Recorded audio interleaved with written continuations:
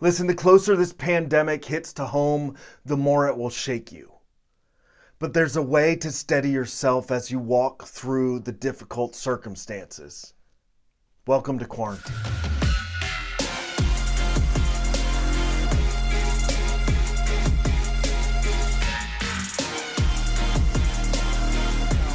As I start to hear about this virus hitting people that I love and care about, as we learn about people who we know that get sick, as we hear about it coming into our hospitals and our towns and our neighborhoods and our grocery stores and our gas stations, and as we learn about the spread and the death, and the closer those things hit us on a personal level, whether it's because we know somebody who has walked through it or it actually hits us and our house, the more it will shake you. I mean, that's what traumatic stuff does.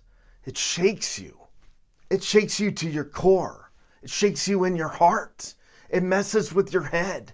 It just shakes up your life. It stirs up all kinds of fears and uncertainties. And it's really difficult stuff.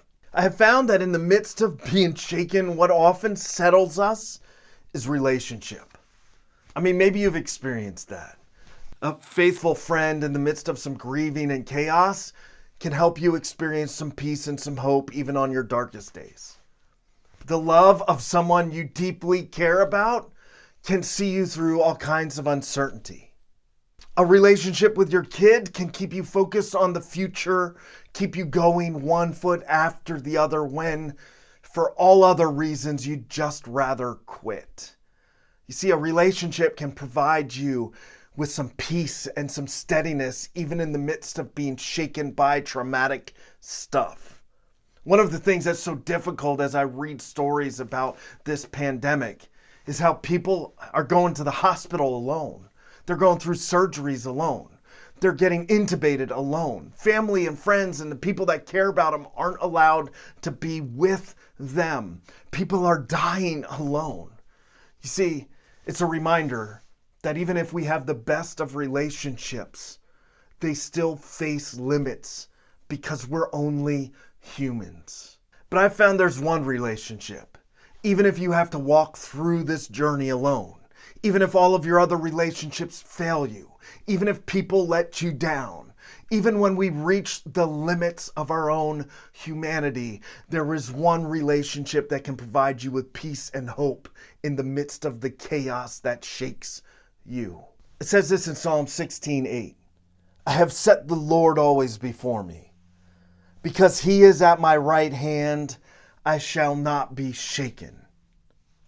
It's a simple equation the psalmist realized relationally that could provide him with the confidence and the courage to walk through circumstances that would otherwise shake him.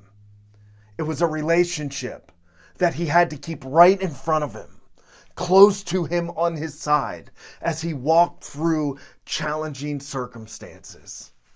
And it was a relationship with God. You see, when we reach the limits of our own humanity, when our relationships break down, it's a relationship with God that can provide you with peace and hope in the midst of any circumstance. So keep him in front of you. Keep your eyes pointed towards him. Keep him close to your side no matter what happens. Spend some time deepening your relationship with God in the midst of all this chaos, because that relationship will see you through. It'll give you confidence and strength and courage, even when the circumstances get scary and shake you. Listen, I hope this was an encouragement to you. We're all in this together, and we are for you, and we believe God is for you. That's why we're trying to flood the system with encouragement. You can help us doing that by sharing these videos, or even better yet, just be light in the midst of the darkness yourself. I mean, that's what Jesus said we are after all anyway.